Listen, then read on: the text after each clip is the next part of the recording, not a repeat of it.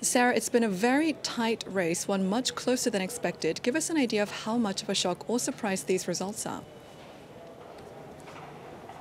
That's right. What we didn't expect is it to be so neck and neck. It really will go down to the very last counted seat, because PP and Vox are now on 169 seats, and that still leaves them seats away from that 176 absolute majority.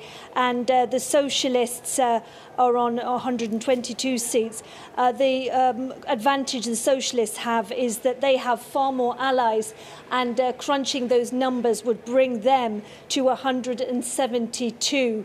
It looks far more likely that they could form the government at this stage than for the People's Party and Vox, and that's a surprise to the pollsters. I think the pollsters underestimated the support and the resistance of the Socialists and slightly overestimated the performance of the People's Party.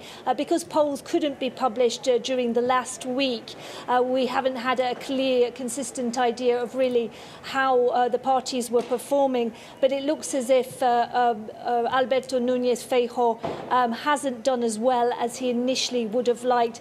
Maybe those pacts that he has with the far-right party Vox in the regions, maybe they have gone against him.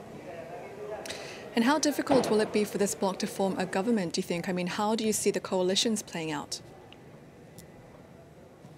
Well, at the moment, the analysts are really looking at the declarations, the previous statements made by the parties. And so if we look at the left-wing bloc with those regional parties, with their existing allies, Suma, that coalition of the left-wing, plus the Catalan nationalist, the left-wing Esquerra party, they could come up to 172, but they would still need perhaps for a very clear victory initially in the parliament, they might need some abstentions. Lots of analysts are talking about the spectre of basically political paralysis. It's not the first time we've seen that in Spain. We saw back in 2015, 2016, we saw that it was difficult for governments to be formed, and there had to be a repeat election. That also happened in 2019 when there was a repeat election. And so everything really at this stage is possible. When those seats are counted, we'll get a clearer idea, and we'll see what the various parties start to say.